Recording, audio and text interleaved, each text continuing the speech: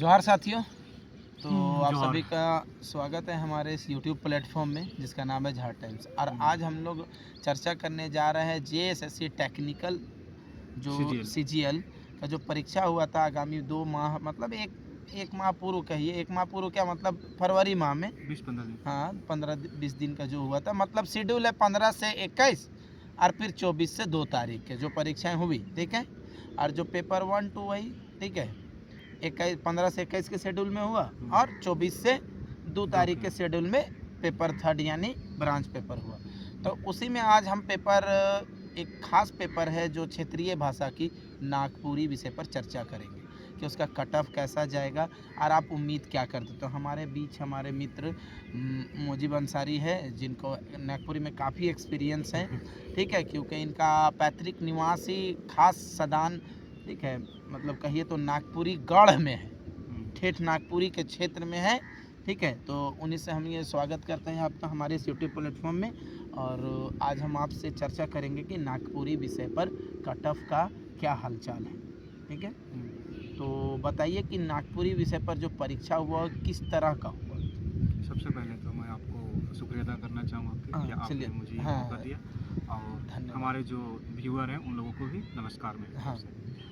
तो आज जो हमारा चर्चा है, आपका कहने का मतलब है कि नागपुरी का जो कट ऑफ कितना तेज जाएगा, बोलिए ना तो माइक में नौजवान जाएंगे। नागपुरी का कट ऑफ कितना जाएगा, हाँ, या नागपुरी का लेवल कैसा था। हाँ, कुल मिलाकर जैसा देखा जाए कि जैसा कि हम लोगों ने रिव्यू लिया था, बहुत सारे लोगों से पूछा था, तो उन लोगों को मिला के कंक्लूजन यही आ रहा कि नागपुरी का पेपर बहुत ही आसान था। मतलब कह सकते हैं कि जिस लेवल का होना चाहिए तो उस लेवल का नागपुरी का पेपर नहीं था। मतलब कोई भी बंदा 90 प्लस मार के ही आया, जिसमें से अगर 94, 95, 96 मारा होगा तो कहीं ना कहीं उसका 4-5 ही क्वेश्चन ही गलत होगा। मतलब इतना जान लीजिए कि 90 क्वेश्चन आपका उसका कहीं ना कहीं सही आ रहा है। तो आपका कहने का मतलब है कि नागपुरी विषय की जो परीक्षा हुई थी वो स्नातक वर्गीय के मतलब लेवल का नहीं होके थोड़ा इजी लेवल का। हाँ, मतलब ये आप कह सकते हैं कि मतलब LDC लेवल का, मतलब 12th लेवल में जो लोअर डिवीजन कलर का होता है, उसका जो नागपुरी होता है उसी लेवल का क्वेश्चन था। तो उस हिसाब से जो सारे क्वेश्चन थे वो मतलब उसी लेवल के थे, उस हिसाब से सबको ही बना लिया। अगर कोई बंदा अगर मान चलिए एक सप्ताह भी अगर नागपुरी क्षेत्र से जो होगा वो 1 सप्ताह 2 सप्ताह भी अगर पढ़ा होगा तो वो आराम से 80, 85, 75, 90 इतना आराम से सही कर लिया, क्योंकि सारे जो क्वेश्चन थे वो डी टू डू, मतलब अगर टॉपिक से अगर कोई सुधीर रंजन का एक बुक आता है, मतलब उसमें सारे कंक्लूजन, कोई दिक्कत नहीं, बोल सकते तो हैं अब जिनका आया है तो अगर आया वो है। बुक को भी अगर वो पढ़ लिया होगा वो बंदा अगर 2 सप्ताह पहले या 1 सप्ताह पहले, तो वो भी आराम से 90 प्लस मार ही लिया होगा। कल जो एक बुक देखे थे हम लोग मार्केट में, ग्रीन कलर का कवर था, वो कौन सा बुक था डॉक्टर? वो आपका मंजर भाग 2 था, तो उससे उमेश तिवारी का था।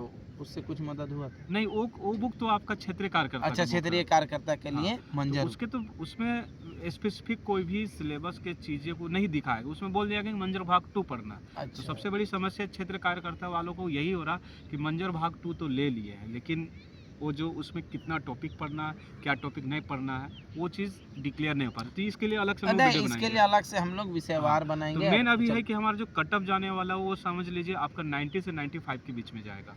ये 90 मत बुझिए, 95 से 98 तक भी जा सकता है, लेकिन मेरा एक एक्सपेक्ट है कि 90 से 95 के बीच में कट ऑफ जाएगा पेपर 2 में। पेपर 2 जी हाँ। और यही आपका डिसाइड करेगा, क्योंकि ये पेपर जो हो इसका नंबर आपका पेपर 3 में जुटेगा। डिसीजन मेकर पेपर नागपुरी होगा, जिसमें कट ऑफ जाएगा 90 to 95 के बीच में, 90 to 95 माने कि 90 से 95 के बीच में आपका कट ऑफ जाएगा ही जाएगा। मात्र उतना ही नंबर होता है। जो भी आपका जो पेपर, ये जो सीजीएल का टेक्निकल एग्जाम हुआ उसमें सबसे बड़ा रोल करने वाला है ना आपका क्वालिफाइंग पेपर। अच्छा, तो पेपर 1 आपको किस विषय का थोड़ा अनुभव है? जैसे कि इंजीनियरिंग वाला सुने हैं कि ठीक ठाक।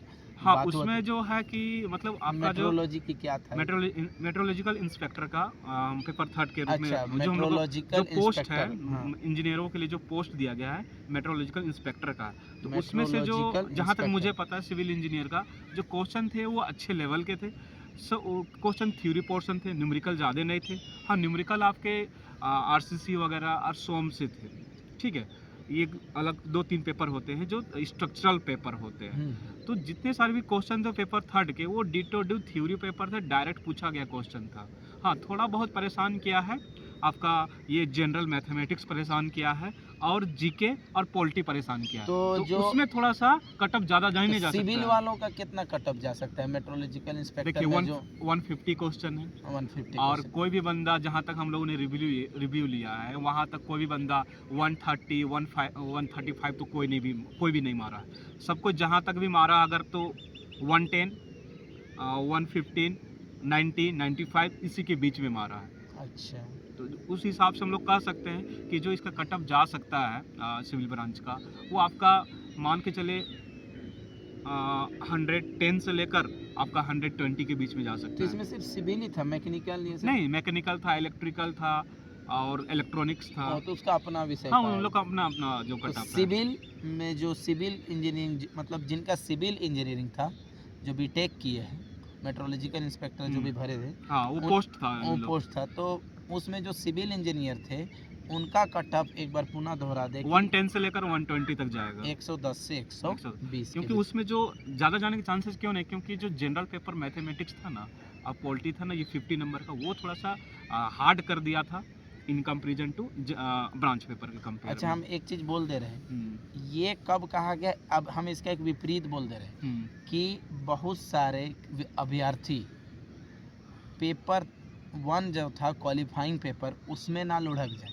हाँ, क्योंकि हम ये बोल दे रहे हैं, मैं आपको पहले बताना हाँ, चाह रहा था, आप, क्योंकि वो पेपर थोड़ा सा डिसाइड का फैक्टर कर सकता हाँ, है। हम आप तो बोल रहे हैं 110 से 120, कहीं उसी में ना लुढ़क जाए और कटअप कहीं 90 तक भी ना पहुंच जाए। बस तो उसी का डर है अगर कि मतलब किसी का कोई क्वालिफाइंग पेपर में आप लकी भी पास है तो समझ जाइए 90 प्लस कटअप भी जा सकता है, एवरेज रह सकता हाँ, है। जा हम सकता क्या है। हमारा अनुमान सही है? हाँ, ये कह सकते हैं, क्योंकि देखिए हाँ, सबसे इन पहले केस ऑफ क्वालिफाइंग पेपर, सबसे पहले तो पेपर 1 डिसाइड फैक्टर है ना, कि पेपर 1 अगर आप पेपर 1 टफ था, जहाँ तक हम लोगों ने रिव्यू लिया था उस हिसाब से पेपर 1 जो था वो काफ़ी टफ था। तो पिछली बार सीजीएल में भी यही हुआ था कि क्वालिफाइंग पेपर में ही लाखों लाख छटा गए थे। वो था, बट वहाँ पे क्या था कि अगर एक पैसेज दिया तो उससे related 4 question line by line था, स्टेप बाय स्टेप था। बट इसमें क्या था कि आप एक पैसेज दिए, उससे रिलेटेड एक क्वेश्चन दे दिए, फिर अगले बार दूसरा पैसेज दिए और वही पैसेज था, लेकिन वो कुछ क्वेश्चन के बाद था। तो उसके कारण थोड़ा सा डिस्टर्बेंस क्रिएट हुआ तो है। इससे कह सकते हैं कि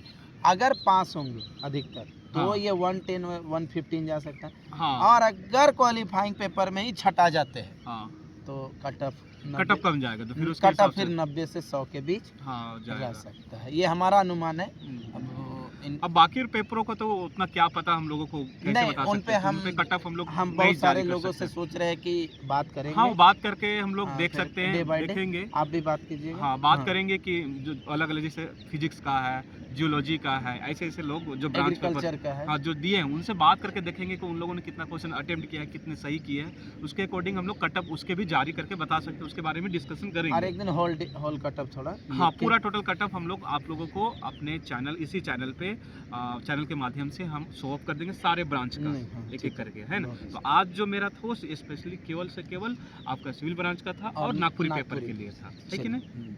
तो बहुत बहुत धन्यवाद इतना महत्वपूर्ण जानकारी देने के लिए। उम्मीद करते हैं अगले विषय का अगली जानकारी अगले वीडियो में देंगे। तब तक के लिए जोहार साथियों और जय झारखंड।